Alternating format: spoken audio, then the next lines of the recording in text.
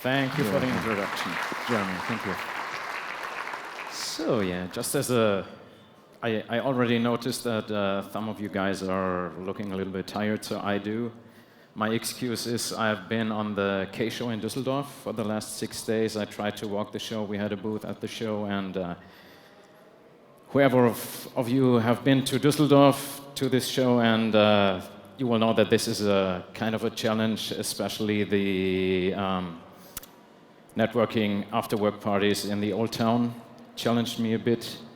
So, but what I've seen when I was walking the show, I remembered I walked the show 3 years ago. I walked it now. I recognized that additive manufacturing made its way to the serial and the serious production. That's what I can say. Okay, yeah. Jeremy already told some numbers. So we are founded in 2013. We went to public in 2015 with the TED Talk of our CEO, Joe DeSimone. We are based in Redwood City, which is close to San Francisco. We are currently at a number of 500 employees worldwide with a rising tendency. We got a funding of 680 million US dollars up to this point, and our valuation is currently at a point of 2.4 billion US dollars. So you can see here on the other side some of our key investors, which I can say most of them were customers before they decided to invest into this technology. So.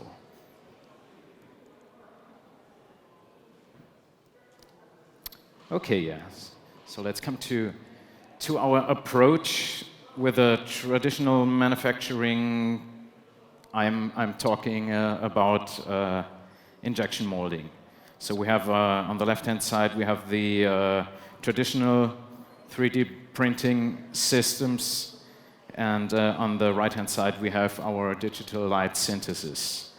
So yeah, the traditional ones are giving you design freedom, zero lead time.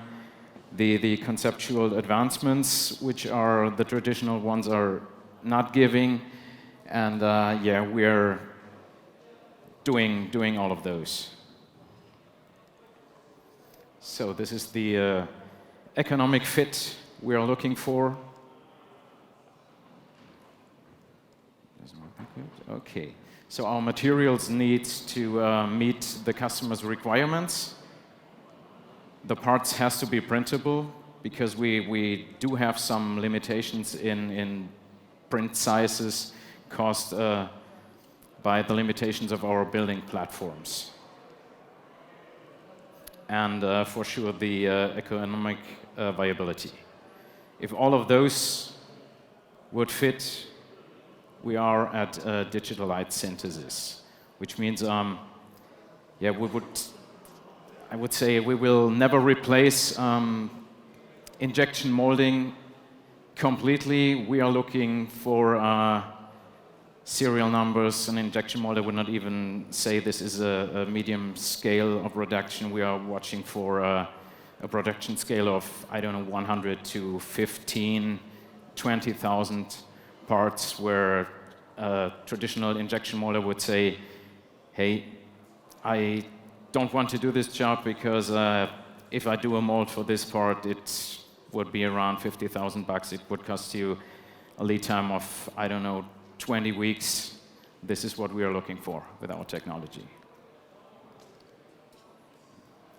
So yeah, here you can see our actual model, the M2 printer. The build volume in XYZ is 189 millimeters to 118 to 326, and we do have a high resolution pixel of 75 microns at current.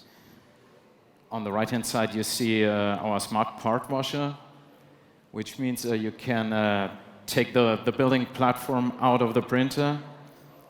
There is a chip inside this platform who is storing the data of your print.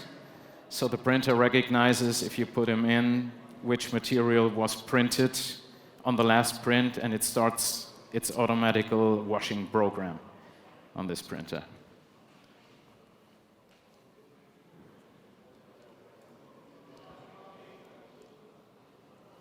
Oh, now it's gone. No. Okay, good.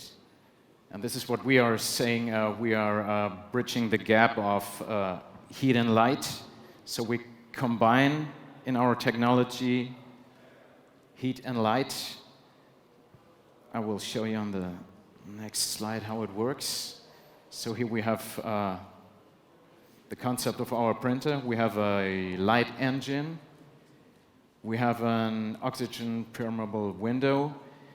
We can create something we call a dead zone. This prohibits an immediately reaction of the material at the window.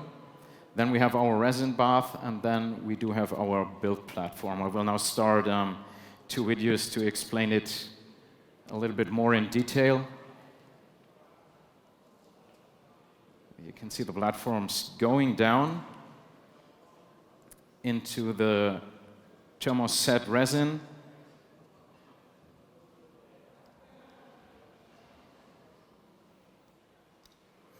Okay, and this is how it looks if you put it under a microscope. So you see in the middle, the part goes continuously out of the liquid. And this is able because we have this dead zone, which enables the material to flow continuously under our building platform.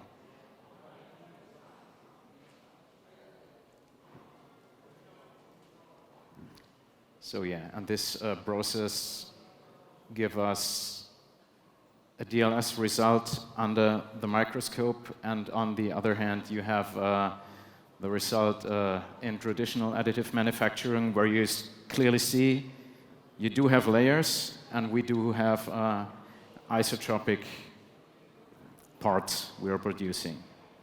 So if you would make a tensile test on those ones, they will always break somewhere between 2 layers, and our parts are breaking like an original injected molded part.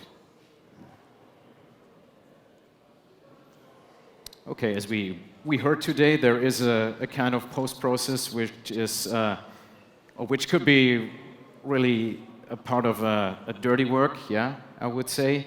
So here we have our workflow overview, the DLS. We first have our design, the file prep.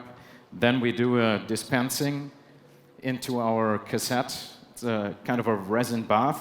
We're using 2-component materials based on polyurethane, epoxy, cyanide ester, and silicone. Then we do have the print. Afterwards, we have the washing. Then we have a post-curing. This post-curing process depends on the material and on the printed part, on the size of the part, how long this post-process will be. And in the end, we have our quality control.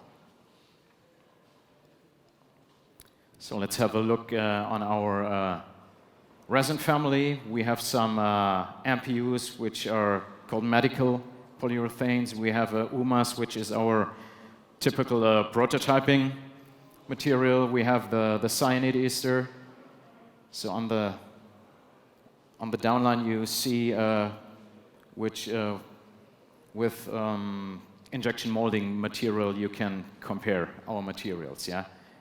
So we have some epoxy-based materials, silicon-based urethanes, rigid materials. I do have some samples with me. So after the show, we can, if you are interested, we can have a look also on some rigid parts. Then we have our EPU material, which the midsoles are made of. And we have our dental material family, which is currently the biggest business for us. Okay, here is a sheet where you can see our materials compared to thermoplastic materials. Some data on that. If you have questions regarding those points, I'll be available. Reach out to me after after the show. Here we have a sheet for chemical resistance. So you see some of our materials passed all those tests. You have here, for example, the diesel, the gasolines, brake fluids. Some of them are very temperature resistant, up to 220 degrees C. Okay, and here I have a case study. This is the market, exactly the market where we want to join. You see on the left-hand side a part produced in 3 injection molds. We have 2 O-ring sealings. We have 8 screws. On that part, tooling costs were $70,000 US, and only the assembling was a cost of $5 US. Right-hand side, we have a 3D printed part. We put all in one, no O-rings, no screws, nothing, and in the end, this part was at 8 euros. Oh, US dollars, sorry. So here I have some examples of our parts, epoxy-based parts, cyanide ester parts. And here you can see this part, I have them with me. They're in a size of, I don't know, 2 fingers, more or less. So you see how precise we can do our prints, we can texture them, which is important especially for the automotive industry, for traceability, and so on.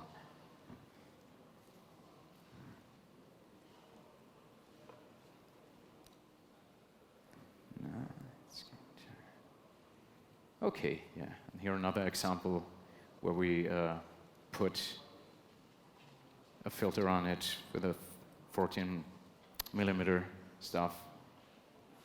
Okay, I have those parts with me. We can check them out later, and let's come to these guys, yeah. So I heard a lot of times today that those are hard to get in Europe. I think this will change during the next year because Adidas is ramping up their production. I heard numbers around 3 million pairs within the next year of those guys, and I can tell you we have, from the beginning on up to this point, we have decreased the print time of one pair, a left one and a right one, to approximately 22 minutes. And one of the things which are, or which were published a few months ago is the Rydell helmet. So we are now on the way to replace those foam inside the helmets to latticed structures. And this is a completely customized part, which means the player comes into the lab, he gets his head scanned, and the lattice generator is calculating the best lattice structure for this player's head geometry. And we also can put data in. Where is this player playing and which position? And where will he get, most probably, his hard hits? This is all calculated into this lattice structure. Okay, and that's it from my side. If you have any questions, as I told you, I have samples with me, and yeah, we can double check on them later on.